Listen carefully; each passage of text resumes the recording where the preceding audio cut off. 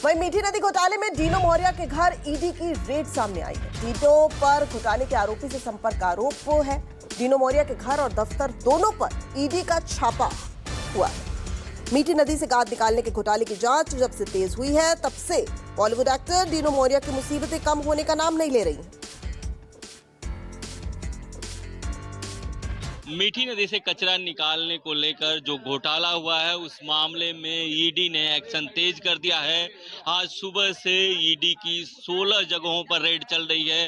ये रेड केरल और मुंबई में चल रही है। मुंबई में 14 ठिकानों पर रेड चल रही है। खास बात यह है कि एक्टर डीनू मौर्या के घर पर रेड चल रही है। डीनू मौर्या और उनके भाई सेंटिनो मौर्या से 2 बार मुंबई पुलिस की आर्थिक अपराध शाखा पूछताछ कर चुकी है।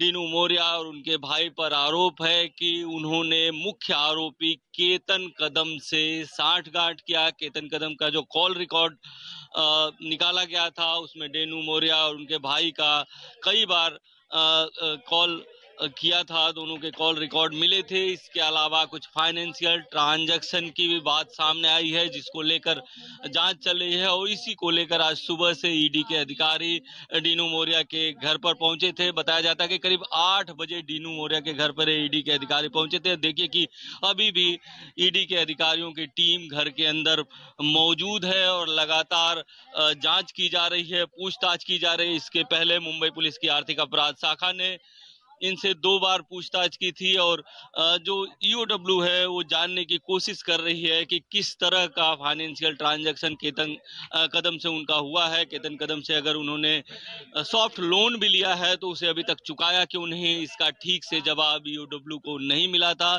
और इसी बीच ईडी की एंट्री हुई है और ईडी ये जानना चाहती है कि इस घोटाले से उनका क्या संबंध है, केतन कदम से उनका किस तरह का संबंध है। क्योंकि बताया जाता है कि जो उनके भाई हैं, उनका केतन कदम की जो पत्नी है उसकी एक कंपनी से संबंध बताया जाता है। कैमरा अंचल के साथ इंद्रजीत सिंह, न्यूज़ 24 मुंबई।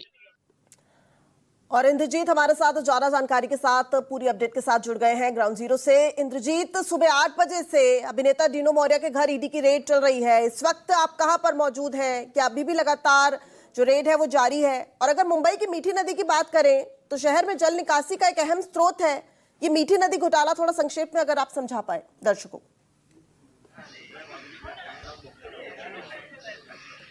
जी बिल्कुल, इस वक्त भी मैं डीनू मौर्या के बंगले के बाहर मौजूद हूं और देखिए कि सुबह 8 बजे से ही ईडी के जो अधिकारी हैं, कर्मचारी हैं, यहां पर आए हुए हैं और सुबह से लगातार रेड चल रही है। ईडी के जो अधिकारी हैं अभी भी बंगले में मौजूद हैं। खास बात यह है कि अगर इस पूरे घोटाले की बात करें और डीनू मौर्या के कनेक्शन की बात करें तो डीनू मौर्या और उनके भाई सेंटिनो मौर्या का जो कनेक्शन है वो एक मुख्य आरोपी केतन कदम से है। ये पूरा मामला 65 करोड़ रुपए के घोटाले का है।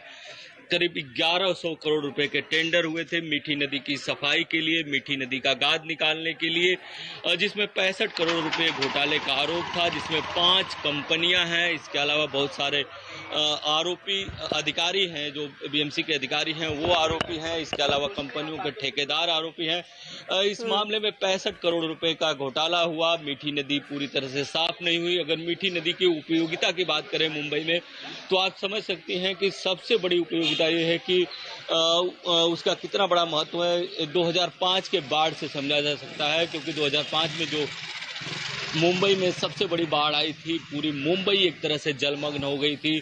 तब मीठी नदी की सबसे ज्यादा जरूरत बताई गई और तब बताया गया कि मीठी नदी को जीवित करना चाहिए, उसकी साफ सफाई होनी चाहिए। बहुत बहुत शुक्रिया फिलहाल इंद्रजीत आपका इस पूरी अपडेट के लिए। आप नजर बनाए रखिए, आगे भी आपसे अपडेट लेते रहेंगे।